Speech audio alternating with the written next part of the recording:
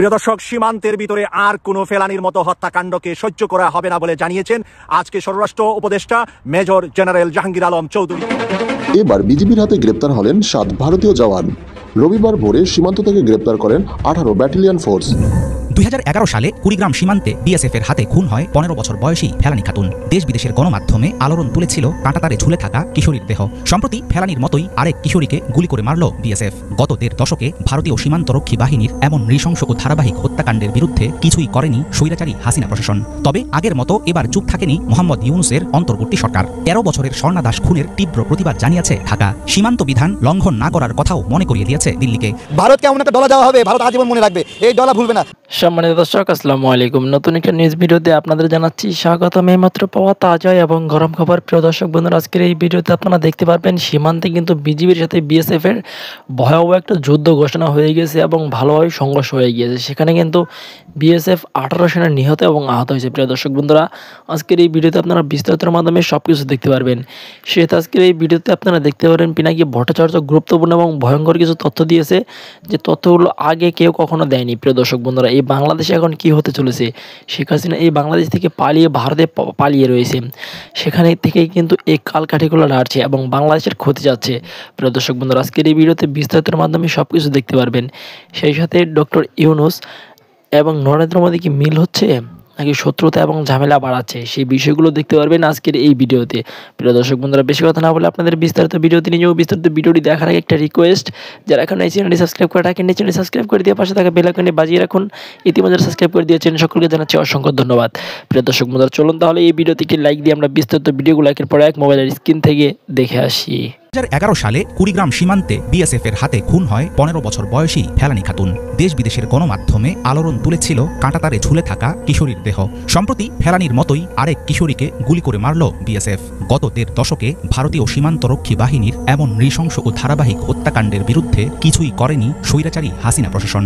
তবে আগের মতো এবার চুপ থাকেনি মোহাম্মদ ইউনূসের অন্তর্বর্তী সরকার। 13 বছরের স্বর্ণা দাস খুনের তীব্র প্রতিবাদ জানিয়েছে ঢাকা। সীমান্ত বিধান লঙ্ঘন না করার কথাও মনে করিয়ে দিয়েছে দিল্লিকে। বর্তমান পরিস্থিতিতে এই হুঁশিয়ারি কি মানবে ভারত? একদিকে পারস্পরিক সম্পর্ক টিকিয়ে রাখার কথা বলছে ভারতের পররাষ্ট্র মন্ত্রণালয়, অন্যদিকে তাদের সশস্ত্র বাহিনী যেন বাংলাদেশ সহ চারপাশে নজর রাখে সেরকম আদেশ দিচ্ছেন দেশটির প্রতিরক্ষা মন্ত্রী রাজনাথ সিং। প্রতিবেশী দেশের একজন মন্ত্রীর এমন বক্তব্যকে স্বাধীন আরেকটি রাষ্ট্রের প্রতি পরোক্ষ হুমকি বলে মনে করেন অনেক আন্তর্জাতিক বিশ্লেষক। এদিকে 6 সেপ্টেম্বর শুক্রবার ভারতীয় সংবাদ মাধ্যম ইন্ডিয়ান এক্সপ্রেসের একটি প্রতিবেদনে দেখা যায় বাংলাদেশিদের অবৈধ অনুপ্রবেশ ঠেকাতে বর্ডার গার্ড বাংলাদেশকে অনুরোধ জানিয়েছে বিএসএফ। স্বর্ণা দাসের হত্যার কঠোর প্রতিবাদ জানিয়ে ভারতকে চিঠি দেওয়ার পরপরই আসলো এমন অনুরোধ। ভারতের পেনাল কোড কিংবা আন্তর্জাতিক কোনো আইনেই নেই নিরস্ত্র নাগরিককে গুলি করে বা নির্যাতন করে মেরে ফেলার বিধান। অথচ বছরের পর বছর ধরে বিএসএফ এর নৃশংস কর্মকাণ্ডের কারণে বর্তমানে বিশ্বের অন্যতম প্রাণঘাতী ও ভয়ঙ্কর সীমান্তের নাম বাংলাদেশ ভারত সীমান্ত। ছাত্র জনতার অভ্যুত্থান ছাড়াও বিভিন্ন সময়ে উঠে এসেছে ফেলানি ও অসংখ্য নিরীহ মানুষের মৃত্যুর ঘটনা। আজ পর্যন্ত শাস্তি হয়নি ফেলানিকে হত্যাকারী বিএসএফ সদস্যের। 2022 সালে এক সংবাদ সম্মেলনে বিএসএফ এর গুলিতে নিহত সব বাংলাদেশিকে অপরাধী বলে সাব্যস্ত করেছিলেন তৎকালীন বিএসএফ মহাপরিচালক পঙ্কজ কুমার সিং। তার কথায় মনে হয়েছিল কোনো রকম বিচার আচার ছাড়াই ভিনদেশি কোনো নাগরিককে অপরাধী সিল দিয়ে তাকে মেরে ফেলার অধিকার রাখে ভারতীয় সীমান্তরক্ষী বাহিনী। এত বছর পরেও বদলায়নি ভারতের এমন মনোভাব, বন্ধ হয়নি পাখির মতো গুলি করে বাংলাদেশি নাগরিক হত্যা। বাংলাদেশের সীমান্তে দেখা যায় বিএসএফ এর আধিপত্যবাদী আচরণ, কিন্তু শক্তিশালী প্রতিবেশী হওয়ায় চীন বা পাকিস্তানের নাগরিকদের নির্বিচারে হত্যার সাহস করে না ভারতীয় বাহিনী। বিজিবি বিএসএফ এর নিয়মিত পতাকা বৈঠক, রুটিন আলোচনা ইত্যাদির মাধ্যমে পাল্টাবে না দিল্লির সীমান্ত রক্ষানীতি, এমনটাই মনে করেন পররাষ্ট্র বিশেষজ্ঞরা। তাদের দাবি, বর্ডারে হত্যা বন্ধের জন্য নয়াদিল্লির উপর সৃষ্টি করতে হবে কূটনৈতিক চাপ, চ্যালেঞ্জ করতে হবে বিএসএফ এর প্রতিটি হত্যাকাণ্ড। বিগত স্বৈরাচারী সরকারের নতজানু আচরণের পরিবর্তে এখন থেকে ভারতের কাছে চাইতে হবে উচিত বিচার। প্রিয় দর্শক, সীমান্তের ভিতরে আর কোনো ফেলানির মতো হত্যাকাণ্ডকে সহ্য করা হবে না বলে জানিয়েছেন আজকে স্বরাষ্ট্র উপদেষ্টা মেজর জেনারেল জাহাঙ্গীর আলম চৌধুরী। আজকের বিজিবির সদর দপ্তরে বিজিবির সাথে এক বৈঠকে মিলিত হয়ে তিনি বলেছেন, বাংলাদেশের বিজিবিকে আর পিঠ দেখাতে পারবে না সীমান্তে, সীমান্তে পিঠ দেখানো যাবে না বলে উনি যে ঘোষণা দিয়েছেন, এর অর্থ হলো সীমান্ত থেকে কাপুরুষের মতো পালিয়ে আসা যাবে না। বিজিবিকে নিজের বুক সামনে ফুলিয়ে যে কোনো কিছুর মোকাবেলা বিজেপিকে করতে হবে। প্রিয় দর্শক, আমরা কথাটার একটু যদি পিছনে যাই, গতকাল ভারতের স্বরাষ্ট্রমন্ত্রী তাদের বাহিনীদেরকে শক্তিশালী অবস্থানে থাকার কথা ঘোষণা দিয়েছেন এবং বলেছেন যে যে কোনো সময় যে কোনো জায়গায় যুদ্ধের জন্য যেন প্রস্তুতি থাকে। তাহলে আজকে আমাদের স্বরাষ্ট্র উপদেষ্টা, স্বরাষ্ট্রমন্ত্রী বাংলাদেশের, তিনি কিন্তু একজন সেনাবাহিনীর মেজর জেনারেল অবসরপ্রাপ্ত। তিনি কিন্তু প্রশিক্ষিত ব্যক্তি। যুদ্ধ কিভাবে করতে হয়, যুদ্ধে কিভাবে লড়তে হয়, ওনার কিন্তু নিজের এক্সপিরিয়েন্স আছে। জাতিসংঘ সহ বিশ্বের বিভিন্ন মানচিত্রে বাংলাদেশকে তিনি তুলে ধরেছিলেন। সেই আমাদের এই যোগ্য এবং দক্ষ স্বরাষ্ট্র উপদেষ্টা আজকেই ভারতের পাল্টা জবাবটা কিন্তু দিয়ে দিলেন বিডিআরের সদর দপ্তরে। এখন বিজেপি নাম, যেটা আগে বিডিআর ছিল, সেই বিজেপিকে বললেন যে দুর্নীতির জন্য কাউকে ছাড় দেওয়া হবে না, প্রয়োজনে চাকরিচ্যুত করা হবে। দুর্নীতির বেলা কাউকে কোনো ধরনের রক্ষা করা হবে না। ঘুষ এবং দুর্নীতিতে যাতে করে বিজেপির কোনো সদস্য না জড়ান এবং বাংলাদেশের যে কোনো পর্যায়ের সরকারি বেসরকারি যে কোনো মানুষ যেখানেই দুর্নীতিতে জড়াবে তাদেরকে কঠিন শাস্তির মুখোমুখি করা হবে বলে স্বরাষ্ট্র উপদেষ্টা আজকে বললেন। প্রিয় দর্শক, এরকম স্বরাষ্ট্র উপদেষ্টাই বা স্বরাষ্ট্রমন্ত্রীই বাংলাদেশে আজীবন দরকার, যারা সেনাবাহিনী থেকে প্রশিক্ষণ প্রাপ্ত বা পুলিশের ঊর্ধ্বতন কর্মকর্তা বা র্যাবের ঊর্ধ্বতন কর্মকর্তা, বিমান বাহিনী, নৌবাহিনী, এই ধরনের বাহিনীগুলাতে যারা চৌকুশ অফিসার হিসাবে যারা ভূমিকা রেখেছিলেন, তারা যদি যে কোনো রাষ্ট্রের এই হোম মিনিস্টার বা স্বরাষ্ট্র মন্ত্রণালয়ের দায়িত্ব নেয়, তখন সেই দেশ যে কোনো দেশের তুলনায় আমি বিশ্বাস করি যে শৃঙ্খলা, ন্যায় এবং আদর্শ নৈতিকভাবে মানুষ গঠন হয়ে যাবে। কারণ আমরা জানি সেনা অফিসাররা যেভাবে তারা তৈরি হয়, যেভাবে রুলস মেনটেন করে তারা তৈরি হয়, এই রুলস যখন জাতির কাছে তারা দায়িত্ব পাবে আর জাতিকে যখন সেই রুলস দুর্নীতিমুক্ত সমাজ গঠন করতে যাবে, সমাজ নিশ্চয়ই অন্যান্য যে কোনো সিভিল ব্যক্তির চাইতে এই বাহিনীর সৈনিকদের বেশি বেশি ডিসিপ্লিন থাকবে। আজকে আমরা সেই স্বরাষ্ট্র উপদেষ্টাকে ধন্যবাদ জ্ঞাপন করছি। ভারতের গালে 24 ঘন্টার ভিতরে আরেকটি থাপ্পড় দিয়েছে। আমরা সেরকম থাপ্পড় দিয়ে চলবো, সমান তালে চলবো। আমরা মেও মেও করে কোনো দেশের সাথে সম্পর্ক করব না, ইনশাআল্লাহ। ভারতের সামরিক বাহিনীকে এবার যুদ্ধের জন্য প্রস্তুত থাকার নির্দেশ দিয়েছেন ভারতের প্রতিরক্ষা মন্ত্রী রাজনাথ সিং। পাশাপাশি বাংলাদেশের পরিস্থিতির উপর নজর রাখতে তার দেশের সশস্ত্র বাহিনীর কর্মকর্তাদের নির্দেশনাও দিয়েছেন তিনি। তারা প্রস্তুত হোক, আমরাও আছি। আমাদের পাশে চীন আছে, তারা তো আমাদের সাথে বেইমানি করবে না। আবার ওই দিক থেকে পারমাণবিক অস্ত্র পাকিস্তানও বানাইছে, ওরা তো এটা পটকা ফোটানোর জন্য বানাই নাই। ঠিক আছে, তারাও বাংলাদেশকে বন্ধু হিসেবে দেখতেছে, তারাও স্লোগান দিচ্ছে তুমি কে আমি কে, বাংলাদেশ বাংলাদেশ। বাংলাদেশের বিপদে নেপাল, ভুটান, মায়ানমার, মালদ্বীপ, চীন, পাকিস্তান সবাই বন্ধুর মতো আচরণ করবে। ভারতকে এমন একটা ডলা দেওয়া হবে, ভারত আজীবন মনে রাখবে। এই ডলা ভুলবে না, বাংলা ডলা যেটাকে বলে আর কি। ওনাকে আহ্বান জানাচ্ছি বাংলাদেশে এসে ঘুরে যেতে। যিনি বলছে সেনাবাহিনীকে প্রস্তুত রাখতে, সেনাবাহিনী মানে আমাদের শুধু সেনাবাহিনী না, ঠিক আছে, আমাদের ইতিহাস আগে থেকে আমরা ঢিল দিয়ে যুদ্ধ করে অভ্যস্ত। ঠিক আছে, এখন আবার গুলতিও মারছে আমাদের এই আন্দোলনে অনেকে, তো অনেক কিছু আছে। এই জাতীয় সঙ্গীতের একটা মানে মূল থিম ছিল উগ্র হিন্দুত্বতাবাদ। মানে এটা যারা গবেষণা করেনি তারা জানেন না, শুনতে খারাপ লাগবে। এটা যদি বলেন ও হিন্দু লোক লিখছে সেজন্য না করতেছে, না, হিন্দু লোক লিখা আর উগ্র হিন্দুত্ববাদ কিন্তু এক জিনিস না। বাংলাদেশ সৃষ্টির ইতিহাস ঐতিহ্যের তেমন একটা মিল পাওয়া যায় না। মূলত বাংলাদেশে বঙ্গভঙ্গকে কেন্দ্র করে বাংলাদেশে আপনার হলো যে ডেভেলপমেন্ট কর্মসূচি ছিল, উন্নয়ন ছিল, ঢাকা বিশ্ববিদ্যালয় করা সহ বিভিন্ন কার্যক্রমগুলো উদ্যোগ ছিল, এখানে স্বাস্থ্যখাত ডেভেলপমেন্ট, এটা তো এগুলো কলকাতার ব্যবসায়ীরা ছিল ছোট লোক, ওরা কখনোই চায়নি বাংলাদেশের কোনো ভালো। ওরা যখনই বঙ্গভঙ্গ হয়েছে, ঢাকার উন্নতি হচ্ছে, সাথে সাথে আমাদের পিছনে কাটি দেওয়া শুরু করছে। ঠিক আছে, তো এইরকম কাটি দেওয়ার একটা ইনভায়রনমেন্টে জাতীয় সঙ্গীত রচনা হয়েছিল। গগন হরকরাল এটার হলো মূল হলো চিন্তা, তার সুর, তার গীত, সেটাকে রবীন্দ্রনাথ নকল করে চুরি করে এটাকে জাতীয় একটা গান বানিয়ে ফেলেছে। এই গানের উদ্দেশ্য মোটেও আমাদের স্বাধীন বাংলাদেশের চিন্তা এবং তত্ত্বগত অস্তিত্ব নয়, কিন্তু জাতীয় সঙ্গীত শুনতে ভালো লাগে। আমাদের সুন্দর সুন্দর কথা আছে, আমার সোনার বাংলা, এতে সুন্দর কথা আছে আর বলেন, আমার সোনার বাংলা আমি তোমায় ভালোবাসি, বাংলাকে আমরা ভালোবাসি, সুন্দর কথা, সুন্দর গান। কিন্তু এটার জন্মলগ্নের যে কালো, এইটা আমাদেরকে একটু অস্বস্তিতে ফেলতেছে। ঠিক আছে, এই জায়গা থেকে আপনার ভারত বাংলাদেশের বন্ধুপ্রতিম দেশ, তবে বাংলাদেশের রাজনৈতিক দলগুলোর মধ্যে আওয়ামী লীগে আস্থা রাখে ভারত। আর রাইট নাও বাংলাদেশের সাথে সম্পর্কের নানান অবনতিও মেনে নিতে রাজি আছে, কিন্তু শেখ হাসিনা ইস্যুতে কোনো ধরনের বক্তব্য শুনতে নারাজ ভারতের সর্বদলীয় যেই রাজনৈতিক দলগুলো আছে। শুধুমাত্র মোদি না, আপনি যদি দেখেন ভারতের রাজনীতি এমনিতে নানানভাবে বিভাজিত, কিন্তু যখনই আওয়ামী লীগ প্রসঙ্গ আসে, মিত্রতার বা বন্ধুত্বের বলেন অথবা ঢাল হিসাবে যতটুকু ভূমিকা রাখা দরকার ততটুকুই কিন্তু রাখছে ভারত। ইভেন আজকের দিনে ডক্টর ইউনূসকে যেভাবে এক ধরনের কৌশলী জবাব দেওয়া হলো, অথবা ওয়ান কাইন্ড অফ আমি যদি ধরি ওনার সম্মানে এটা কিছুটা হানি হলো, শেখ হাসিনা ইস্যুতে ডক্টর ইউনূস সাহেব গতকালকে যে বক্তব্য দিয়েছেন সেই বক্তব্যটাকে পজিটিভ নেয়নি ভারত। পাশাপাশি ভারতেরও বিভিন্ন ইস্যুতে যেভাবে শক্ত ভূমিকায় গলায় কথা বলেছেন ডক্টর ইউনূস, সেটাও কিন্তু পছন্দ করেনি ভারত। আর রিয়াকশনটা কি দিয়েছে দেখেন, ভারতীয় বার্তা সংস্থা পিটিআইকে একটা দীর্ঘ সাক্ষাৎকার দিয়েছিলেন ডক্টর মোহাম্মদ ইউনূস। তো সেখানে সাবেক প্রধানমন্ত্রী শেখ হাসিনা, সীমান্ত হত্যা এবং তিস্তার পানি বন্টন সহ বিভিন্ন ইস্যুতে তিনি কথা বলেছেন। এখন প্রায় গোলাম হয়ে থাকা একটা রাষ্ট্র হঠাৎ করে এভাবে তাদের মালিকানা দাবি করা যখন বক্তব্য দিচ্ছে, স্বাভাবিকভাবেই এটা ভারত পজিটিভ নেবে না। পিটিআইকে দেওয়া সাক্ষাৎকারটিকে ভালোভাবে নেয়নি ভারত সরকার। ভারতের কয়েকটি সূত্র সংবাদ মাধ্যম হিন্দুস্তান টাইমসকে এই তথ্য জানিয়ে বলছে যে এই সাক্ষাৎকারের কারণে জাতিসংঘের অধিবেশনের ফাঁকে একটা বৈঠক হওয়ার কথা ছিল ডক্টর ইউনূস এবং ভারতের প্রধানমন্ত্রী নরেন্দ্র মোদীর মধ্যে। আর সেই বৈঠকটাকেই এবার কি বলা হচ্ছে, সেই বৈঠকে বসতে নারাজি প্রকাশ করেছে আপনার নরেন্দ্র মোদীর সরকার বা নরেন্দ্র মোদী। আর বিষয়টা এখন বৈঠকটা হবে না। তো বাংলাদেশ নাকি আবার আমাদের অন্তর্বর্তী সরকার নিউ ইয়র্কে মোদীর সাথে ডক্টর ইউনূসের একটা বৈঠকের জন্য আয়োজন জন্য মানে তারা তদবির করছেন বা কথা বলছেন। আমি জানি না যে কেন নরেন্দ্র মোদীর সাথে এইভাবে গিয়া ডক্টর ইউনূসের বা অন্তর্বর্তী সরকারের এরকম আপোষ টাইপের একটা অ্যাক্টিভিটিস করতে হবে, এটা আমার কাছে খুব পছন্দ হয় নাই। তো হিন্দুস্তান টাইমস কি বলছে, জাতিসংঘে মোদীর সঙ্গে ডক্টর ইউনূসের বৈঠকের আয়োজন করতে গত সপ্তাহে ভারতকে একটি প্রস্তাব দিয়েছিল বাংলাদেশ। এ নিয়ে এখনো ভারত থেকে কোনো আনুষ্ঠানিক জবাব আসেনি, কারণ নিউ ইয়র্কে মোদীর দ্বিপক্ষীয় বৈঠকের বিষয়টিকে এখনো ভারত চূড়ান্ত করেনি। অধ্যাপক ইউনূসের পিটিআইকে দেওয়া সাক্ষাৎকারে তিনি বলেছিলেন যে সাবেক প্রধানমন্ত্রী শেখ হাসিনা ভারত বসে যেসব দিক নির্দেশনা দিচ্ছে সেগুলো উচিত নয়। আর কি বলা হয়েছে, শেখ হাসিনাকে বাংলাদেশে ফিরিয়ে এনে সবার সামনে বিচার করবে ভারতের উচিত বা ভারত সরকারের উচিত যে এই মুহূর্তে শেখ হাসিনাকে চুপ রাখা বা তাকেও তিনি বলেছেন চুপ থাকার জন্য। ইভেন আওয়ামী লীগ ছাড়া যে অন্য রাজনৈতিক দলগুলোকে ভারত বরাবরই বলে আসে যে এদেশের হিন্দুরা নিরাপদ না, সেই ইস্যুতেও এই ধরনের বয়ান দেওয়ার ব্যাপারে আপনার ডক্টর ইউনূস সাহেব কিন্তু রিয়াকশন দিয়েছিলেন।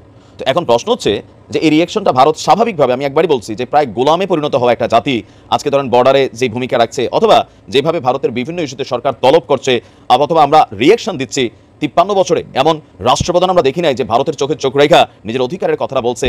তো সেখানে ডক্টর ইউনূসকে যে খুব স্বাভাবিক নেবে না ভারত, এটাই স্বাভাবিক। তবে এভাবে জবাব দিবে সেটাও আমরা ভাবতে পারি নাই। তো আমার মনে হয় এত তদবির দরকার কি? যদি ভারতের প্রয়োজন হয় তারা আমাদের সাথে বসবে, সরকারকে প্রস্তাব পাঠাবে, তাদের হাই কমিশন আছে বাংলাদেশে, কিন্তু আমরা কেন তদবির করতে যাব?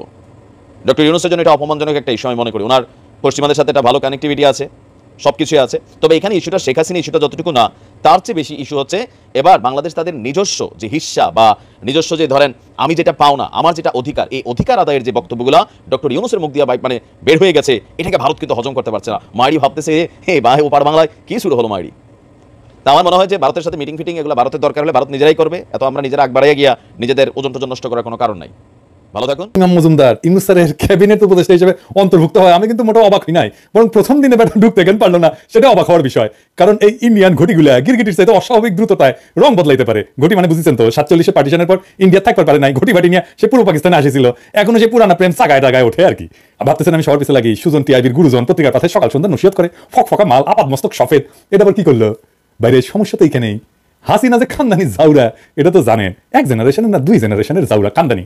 এই জন্য ওই মাতারি সবসময় তার জাউরামু লুকায় না, সামনাসামনি করে দেয়, ছাত্রদের রাজাকার করে ফেলায়। এর বাপ দেশ স্বাধীন করেছিল, এটা তার দেশ, এটা তার বাপে স্বাধীন করে দিছিল, বেশি কথা কইলে সবকিছু বন্ধ করে বসে থাকবে। হ্যাঁ ঠিক তেমনি আপনারা এখন এটাও জানেন যে ভাটের দরজারে হারুনের টুনটুনি সাইজ কত, কারণ হারুন আঙ্কেল এটা আমাদের দেখাই দিছে। সমস্যা হলো এইসব ঘাপটি মারা আলী ইমাম মজুমদার নিয়ে, এর থেকে ওই হাফিক মজুমদার ভালো, কথা অন্তত সামনাসামনি কয়। আর এই আলী ইমাম মজুমদার রইল আস্তা শয়তান। ওই টুনটুনির সাইজ কত যেটা আর সহজে বুঝতে পারবেন না, সেদিক দিয়ে অবশ্যই আনা। আমার তো অভ্যাস খারাপ, আমার এক্সেস দিয়ে শুধু টুনটুনি সাইজ না, টুনটুনির লড়াচড়া সব দেখতে পারি। গাবের না এক্সেস দিয়ে শুধুমাত্র জাউরাদেরটাই দেখা যায়, আমার লক্ষ লক্ষ ভালো মানুষ দর্শক শ্রোতাদেরগুলো দেখা যায় না। আজ হঠাৎ এই সফেদ আলী ইমাম মজুমদারের টুনটুনি আমার এক্সেস ধরা পড়েছে, দেখলাম এটা লড়তেছে খুব। তো কতখানি টুনটুনি সেটা আনা দেখাই আপনাদেরকে, কয়া দিই। কারণ ওর ইতিহাসের পাতা উল্টা উল্টা দেখলাম যে বেটা 111-এর বিশ্ব জাউরা টিমের গোলকিপার ফখরুদ্দিন মঈনুদ্দিন সরকারের সময় একই সাথে ক্যাবিনেট সেক্রেটারি আর প্রধান উপদেষ্টার মুখ্য সচিব ছিল, 2টা পদ একই সাথে ধরেছিল। দেখেছেন কত কামেল মানুষ, আমাদের সবচেয়ে বড় 2টা গুরুত্বপূর্ণ পদ একজন দখল করে ফেলছিল। ভাবতেছিল ওরা বাবার টুটুনিটা কত বড়, আমি দেখা দিতেছে টুটুনি। এটাই শেষ না, ওস্তাদে আবার 1 বছরের এক্সটেনশন নিছে মোক্ষম সময়। 2008 সালের নির্বাচনে আওয়ামী লীগের অস্বাভাবিক ফলাফল আর বিএনপির 30 সিট দেখে যারা অবাক হয়েছেন তারা অবাক হইেন না। এই আলী ইমাম মজুমদার আর ওর আরেকটি এই ইমামের কদম মোবারকের সেবায় মাঠ পর্যায়ের পুরো প্রশাসন আওয়ামী লীগের জন্য সাজা দিছিল। থামেন খাইনি শেষ হয় নাই, মুখ্য সচিব আর ক্যাবিনেট সেক্রেটারির 2টা পদ একসাথে কবজা করছে কেমনে কয়ে দিই। ওই টুনটুনি সাইজটা দেখে দিই। হ্যাঁ আসেন, এই আলী ইমাম মজুমদারের গ্রেডেশন লিস্ট আছে, মানে সরকারি চাকরির গ্রেডেশন লিস্ট আছে, মানে পরীক্ষায় আমরা যেমন ফার্স্ট সেকেন্ড হই না উনকা করে গ্রেডেশন লিস্ট থাকে। তো গ্রেডেশন লিস্টে ওর নাম্বার কত ছিল জানেন? 631। তো ওর উপরে ছিল আর একজন ক্যান্ডিডেট যে এটা হইতে পারলো নি 204 নাম্বার। তার নাম ছিল আবুল কাশেম। 205 নম্বরে ছিল হেদায়েতুল ইসলাম। এই দুইজনকে রাষ্ট্রদূত করে পাঠাইছে দুই দেশে, ব্রুনাই আর ফিলিপাইনে। আর 222 নম্বরে ছিল আবু সালাম আল চৌধুরী, ওটা প্রাইভেটাইজেশন বোর্ডের আঙুল চোষা পদে বদলি করে দিছে। আর এর সাথে আছে ওর আগের ব্যাচে যারা সিনিয়র ছিল তারা যেন পদোন্নতি না পায়, এটা বঞ্চিত করার জন্য দুনিয়ার বাইরের পদোন্নতি একটা নীতিমালা বানিয়েছিল। বলছে পদোন্নতি পাইতে সারা জীবনের এসিআর ভালো নম্বর লাগবে, কারণ ওই শয়তানটা এটা কয়ে দিই, ওই যে এসিআর বার্ষিক গোপনীয় প্রতিবেদন, বুঝছাও, এই সরকারি কর্মচারীদের প্রত্যেকের একটা বার্ষিক গোপনীয় প্রতিবেদন থাকে, ওইখানে মার্কিং করা থাকে যে ক্যাঁ কাজ করেছে, বুঝছাও, ওইটা এখন নম্বর দেওয়া থাকে। আর আগে এটা নম্বর দেওয়া থাকতো না, এবিসিডি করা থাকতো, এখন একটা নম্বর দেওয়া ছিল। তো ওই কইছে যে সারা জীবনে প্রমোশন পাইতে হইলে সারা জীবনে এসিআর এর নম্বর লাগবে। ও কিন্তু জানতো যে এর সাথে নম্বর দেওয়া ছিল না, এবিসিডি ছিল। এইভাবে তার সিনিয়র শত শত যোগ্য কর্মকর্তার হাতে হারিকেন দাঁড়াইয়া বাড়ি পাঠিয়ে দিছে। পরবর্তীতে হাইকোর্ট কিন্তু কইছিল যে এই নীতিমালা, পদোন্নতি নীতিমালা অবৈধ। আর এই পদোন্নতি নীতিমালা বানাইছিল এই হারামজাদা আলী ইমাম মজুমদার। পরে কিন্তু হাইকোর্ট কইছিল যে এই নীতিমালা অবৈধ আর অসৎ উদ্দেশ্যে করা, সেই জন্য বাতিল করে পদমর্যাদা ফিরাই দিতে বললেও ক্ষতি যা হওয়ার সেটা তো হয়ে গেছে। এখন আবার উদ্দেশ্যে হইয়া শেখ হাসিনা সচিবদের ত্রাণকর্তা গডফাদার হইয়া তাদের রক্ষার মিশনে শুধু নামে নাই, বরং সাথে সাথে আরো কয়টা শয়তানদের সাথে নিয়ে শয়তানদের একটা সিন্ডিকেট বানায় নতুন 111 মডেলে অন্তর্বর্তীকালীন সরকারের 12টা বাজানোর মিশনে নামিছে। এবার আসেন এক এক করে কয়ে দিতেছি ওদের আকামের ফিরিস্তি। এই হারামজাদা হাসিনার 96-2000 মেয়াদের সময় কক্সবাজার আর সিলেটের ডিসি আছিল। দূর পাইছে আমাদেরকে। তো ডিসি কাদের বানানো হয় তা জানেন তো আপনারা, তাই না? এখন প্রায় পত্রিকায় সততার ন্যায়ের বয়ান দেয় হারামজাদা, বুঝছেন? কেমন যাও রে, ডিসি হয়েছিল, ডিসি কাদের বানায় আমাদের দূর পাঠাইছে। শুনতেছি ইমাম সাহেবের এক মুয়াজিন সোরা নুরুল ইসলাম, যাকে খালেদা জিয়া সরকারের সময় দুর্নীতি আর গুরুত্বপূর্ণ সরকারি নথি ষড়যন্ত্রের নীলনকশায় গোপনে কপি করার জন্য প্রধানমন্ত্রী কার্যালয় থেকে লাথি মেরে বের করে দেওয়া হয়েছিল, তাকে দুদকের চেয়ারম্যান করার পায়তারা করতেছে। কিন্তু এই এখন বানাবে ইমাম সাহেব কইতেছে তার জন্ম নাকি আবার 50 সালে, মনে হয় বয়স চুরি ভালোই শিখেছেন ইমাম সাহেব। আর কমো আপনি হাসিনার বানানো সোরা 5টা সচিব একটা সরার নাই, তাদের নিয়ে প্রধান উপদেষ্টার মিটিং বানান, তাই না? লোক দেখানো ইধার কা মাল উধার করে। স্বাস্থ্য মন্ত্রণালয় থেকে প্ল্যানিং কমিশনে এই দেখায় যে ট্রান্সফার করেছি হাসিনার ক্যাবিনেট সচিব মাহবুবকে, এখন ওই পদে বলা রাখিছেন কে? আমরা কি সদনা, আমরা কিছু বুঝি না। এবার প্রফেসর ইউনূসের কিছু কথা কই আপনার এই মালটা সম্পর্কে, ওরা তো নিশ্চয়ই উপদেষ্টা বানায়, আপনার উপদেষ্টা হয়েছে, আজ আমার সম্পর্কে জানা লাগবি না স্যার? আপনার কলে একটা দুর্নাম আছে, সিটাং হলে আপনার আর কিছু দেখেন না নাকি? সত্য মিথ্যা জানি না, তো এই জাউরা কলে ঘটি চট্টগ্রাম না, চট্টগ্রাম বিশ্ববিদ্যালয় থেকে পাশ করা ছাড়া আপনার কাছাকাছি হওয়ার আর কোনো যোগ্যতা নাই। আপনি যে বিশ্ববিদ্যালয়ের শিক্ষক ছিলেন এক সময়, বিশ্বাস করেন স্যার, এই আলমজাদা ঘটি না সরাইলে ও বদমাইশ আপনার 12টা বাজাইতে কোনো আকাম করা বাদ রাখবে না। ওই ইনকাই জাউরা হাসিনা তো 2 জেনারেশনের জাউরা ছিল, ওই 1 জেনারেশনের জাউরা, কিন্তু 1 জেনারেশনের জাউরা হাসিনার চেয়ে কম চলা না গেল। এটা 6 জন নতুন সচিবকে এই সরকারের চুক্তিভিত্তিক নিয়োগ দিছে, যারা 111-এর কুশীলব। এরা স্বরাষ্ট্র, স্বাস্থ্য, জনপ্রশাসন, শিক্ষা এবং যোগাযোগ সবকটা গুরুত্বপূর্ণ মন্ত্রণালয়ের সচিবের দায়িত্ব নিতেছে একে একে। এই প্রক্রিয়ার অংশ হিসেবে বিশেষ কেস হিসেবে দাপ্তরিক দুর্নীতির জন্য প্রধানমন্ত্রীর কার্যালয় থেকে বহিষ্কৃত অবসরপ্রাপ্ত অতিরিক্ত সচিব নুরুল ইসলামকে তার গুরু ভারত ভূমিতে জন্ম নেওয়ার সন্তান আলী ইমাম মজুমদার ইতিমধ্যেই সচিব পদে পদোন্নতি দিছে এবং তাকে সকল আর্থিক সুবিধা সহ জনপ্রশাসন মন্ত্রণালয়ে সংযুক্ত ছিলেন বলে দেখানো হইতেছে। মানে এই যে এই নুরুল ইসলাম অতিরিক্ত সচিব হিসেবে অবসর নিয়েছিল, কিন্তু আমাদের মনে করতে হবে যে অবসরের 2.5 বছর আগে সে সচিব হয়েছে, মনে করতে হবে। হ্যাঁ, ওই যে শেখ মুজিব যেমন হয়েছিল, মনে করতে হবে সে নির্বাচিত, বুঝছাও? এবং ওই জন্য শুধু এটা না, এই জন্য পাওনা বেতন টেতন সব দিতে হবে। চমৎকার, এটা কেবল শুরু। এবার আলী ইমাম মজুমদার নুরুল ইসলামকে দুদকের চেয়ারম্যান বানাবে, হিন্দুস্তানের দুর্বল বুঝায় যে নুরুল ইসলাম এত সাচ্চা যে প্রধানমন্ত্রী সচিব বলে থেকেও সে সরকারের বিরুদ্ধে অবস্থান নিতে পারে, সেই কারণে সে সেখান থেকে বিতাড়িত হয়েছিল। কিন্তু সত্যি হলো এই নুরুল ইসলাম সরকারের গোপনীয় আর রাষ্ট্রীয় স্পর্শকাতর ফাইল কপি কইরা জায়গা মতো পৌঁছাইতো। স্যার শোনেন, আলী ইমাম মজুমদার আপনাকে বলবে যে নুরুল ইসলাম সৎ আর দুর্নীতির বিরুদ্ধে অবিচল বলে তার সহ্য হয় না, আসলে বেটা ফাইল চোর। নিশ্চিত আপনি নিজে খোঁজ নেবেন, ভালো করে খোঁজ নেবেন, আমার কথা বিশ্বাস করার দরকার নাই, আপনি নিজের লাইনে খোঁজ নেন, আপনি বায়াস হওয়ারও দরকার নাই, আপনি নিজের লাইনে খোঁজ নিয়ে দেখেন এক ফাইল চোরা কিনা। নিশ্চিত থাকেন এই হারামজাদা আপনার বিরুদ্ধে একই কাজ করবে আর পরিস্থিতি মতো এগুলো আপনার বিরুদ্ধে ব্যবহার করবে। এই আলী ইমাম মজুমদার একবার জানাইছিল স্বাধীনতার ঘোষণাপত্রের মূল কপি নাকি পাওয়া যাচ্ছে না। ওরে জিগান, তুই তো সব সরকারের মধু খাইছিলি, আর তোর দোষ নুরুল ইসলাম তো ফাইল কপির ওস্তাদ, চুরির ওস্তাদ, ওর কাছেই ছিল। স্যার আপনি তো জানেন আমি কারো পক্ষে কথা কই না, একমাত্র বাংলাদেশ ছাড়া, বাংলাদেশের জনগণ ছাড়া আপনারে কই 1 সেকেন্ড সময় নষ্ট না করে আলী ইমাম মজুমদার, নুরুল ইসলাম আর ফজলুর রহমানদের এই মুহূর্তে বিদায় দেন, পাছায় লাথি দিয়া। বেশি দেরি করলে কিন্তু সর্বনাশ হয়ে যাবে। আপনি তো নিজের জীবন দিয়া দেখছেন আমলারা কিভাবে আপনাকে টাকা পাচার, গরিবের হক মারা আর সুদখোর হিসাবে প্রতিষ্ঠিত করতে হাসিনারে সহায়তা করছে। আপনার বিরুদ্ধে মামলার ফাইলকে রেডি করছে, এই আমলারা তো রেডি করছে না। আপনার ভুল করার বা ব্যর্থ হওয়ার কিন্তু কোনো সুযোগ নাই স্যার। আপনার ভুলে আমরা সবাই শেষ হয়ে যাব। দেশে অনেক ভালো মানুষ আছে, দেশে অনেক দক্ষ প্রশাসক আছে, দেশে অনেক দক্ষ আমলা আছে। এই গিরগিটিগুলা আপনার কাছে না থাকলে কিচ্ছু হবে না, আপনি নিশ্চিত থাকেন। এই আলী ইমাম মজুমদার, নুরুল ইসলামের আধ্যাত্মিক গুরু সাবেক সিএসপি মোহাম্মদ ফজলুর রহমানকে শিষ্য ইমাম ইতিমধ্যে জনতা ব্যাংকের চেয়ারম্যান বানিয়েছে। তো ইউনূস স্যার আপনি কার পরামর্শে আলী ইমাম মজুমদারকে আপনার ঘনিষ্ঠ সহচর বানিয়েছেন জানি না, তবে আমার এই ক্ষুদ্র বুদ্ধিতে যা বুঝি, এই আলী ইমাম মজুমদার, নুরুল ইসলাম যদি মঞ্চে থাকে আর পিছনে যদি চাণক্য ফজলুর রহমান ডাইরেকশন মারে, তাইলে হলে সারা অচিরেই কাশিম বাজার কুটির ষড়যন্ত্রের রিমেক এই বাংলাদেশে দেখতে পাবেন। তখন আপনি কইবেন সিরাজদৌল্লার মতো কে দেবে আশা, কে দেবে ভরসা, বলে পথে পথে ভরসা খুঁজে ফিরবেন, কিন্তু দেখবেন আপনার সাচ্চা ভরসা দেওয়ার আসর রহিমউদ্দিন ভরসারা পৃথিবী থেকে চলে গেছে, নাই হয়ে গেছে। তো আলী ইমাম মজুমদারের টুনটুনি দেখা শেষ হয় নাই, ওর টুনটুনি আরো কিছু দেখে নেই। আলী ইমাম সাহেব, আপনি খুব ভদ্রলোক সাজেন, তাই না? সুশীল সাজেন, পত্রিকার লেখালেখি করেন, পত্রপত্রিকা আপনার ভাষার আওয়ামী লীগের ভাষার মধ্যে কোনো পার্থক্য নাই। আপনি লেখেন 2024 নির্বাচন সাংবিধানিক বাধ্যবাধকতা, লেখেন নির্বাচন এলেই ওরা বর্জন করে। বাণী দেন নির্বাচনের মাঠ ছেড়ে দেওয়া ঠিক হয় নাই। ইউনূস স্যার, আমি মুক্ত বাংলাদেশে আলী ইমামের মতো আমি 5-8 জায়গা আপনার পাশে, এই কষ্ট আপনি আমাদের দিতে পারলেন স্যার। আর আপনি কেন হঠাৎ হাসিনার বানানো সচিবদের সাথে মিটিং করলেন বুঝলাম না। পরামর্শটা যে আলী ইমামের সেটা বুঝতে পণ্ডিত হওয়ার দরকার নাই। তবে একটা উপকার আমার হয়েছে, ছবির একটা ফ্রেমে বদমাইশগুলোর একসাথে দেখার সুযোগ পেয়েছি। লক্ষ্য করলাম সবাই খুব রিল্যাক্স, চেহারায় কোনো টেনশন নেই, আপনার দিকে তাকায়ও নাই। কেউ কেউ ডাইনে বায়ে কাজ হলে তাকাইতেছে, কেউ কলম নাড়াচাড়া করছে। কারণ একটাই, ওরা জানে আলী ইমাম তাদের আসল হুজুর, আপনি কিছুই না। ইমাম সাহেব যদি বলেন নো চিন্তা, তাহলে ওরা সিরিয়াসলি আপনার কথা জন্য প্রয়োজন মনে করবে কেন? স্যার আপনি কি ভুলে গেছেন যখন সারা বাংলাদেশ হাসিনা পুলিশ লীগ তার অঙ্গ সংগঠনগুলা টার্গেট কইরা ছাত্র জনতাকে নির্বিচারে হত্যা করে চলতেছিল, তখন ওই হারামজাদাগুলো ছিল নির্বিকার। পর্দানসীন গৃহবধূ স্কুটিতে কইরা পানি পয়সা দিছে তৃষ্ণার্ত ছাত্র জনতার কাছে, গুলি আর প্রাণ হারানোর আশঙ্কা তোয়াক্কা না করে। তখন এই জানোয়ারগুলো এয়ার কন্ডিশন ড্রয়িং রুমে বসে এক জাউরা আরেক জাউরার কাছে মোবাইলে খোঁজ নিছে নেত্রী কতদূর সামলাইলো, প্রণয় ভার্মার সাথে কি কথা হইলো। যখন আমার বস্তিবাসী বোন গুলির বৃষ্টি উপেক্ষা কইরা আন্দোলনরত ছাত্র জনতার কাছে অতি সামান্য কাঁঠালের কোয়া পৌঁছাইতে মরিয়া হয়েছে, তখন এই সমস্ত বাইঞ্চোদদের এক একজন আরেকজনকে আশ্বাস দিয়েছে নেত্রী সব ঠিক করে ফেলাবে, নাকে তেল দিয়া ঘুমাও, যেমন বলছিলেন নির্বাচন কমিশন সচিব কালা জাহাঙ্গীর। বোতল কামালে যখন পুলিশের এডিসি মোবাইল স্ক্রিনে দেখায় কয় এটা মরলে একটা পরে বাকিতে যায় না, তখন পিছনে তারা এই কালা জাহাঙ্গীররা পৈশাচিক হাসে। আর এদের সতীর্থরা আশ্বস্ত হইয়া সন্ধ্যাবেলা মদের গ্লাসে ঠোকাঠুকি কইরা সাবাস বাপের বেটা বইলা উল্লাস করে। মুগ্ধ যখন টিয়ার গ্যাসের ঝাঁজ সামলাইতে সামলাইতে পানি লাগবে বলে এয়ারপোর্ট রোডে ছুটে বেড়াচ্ছিল, তখন এই শুয়ারের বাচ্চারা একজন আরেকজনকে আশ্বস্ত করতেছিল চিন্তা নাই আর্মি নামতেছে। এই ইবলিশরা এখনো বসুন্ধরা আর উত্তরায় মিটিং করে কেমনে প্রশাসনিক কু করা যায়। লক্ষ্য করবেন এই কুত্তার বাচ্চারা 5ই আগস্টের আগে তো না, জনতার বিজয়ের পর এখন পর্যন্ত একটা শব্দেও আন্দোলনের পক্ষে একাত্মতা দূর থাক সমর্থন জানায় নাই। অথচ পান থেকে চুন খুঁজলে অ্যাসোসিয়েশন থেকে বিবৃতি মারিছে, বরিশালের ইউনিয়নের পক্ষে মাঠে নামিছে, আর তাদের পীর কেবলা মহিউদ্দিন খান আলমগীরের ডাকে জনতার মঞ্চের কথা নাইবা বললাম। ইউনূস স্যার আপনি এদের অপরিহার্য ভাবতেছেন কেন?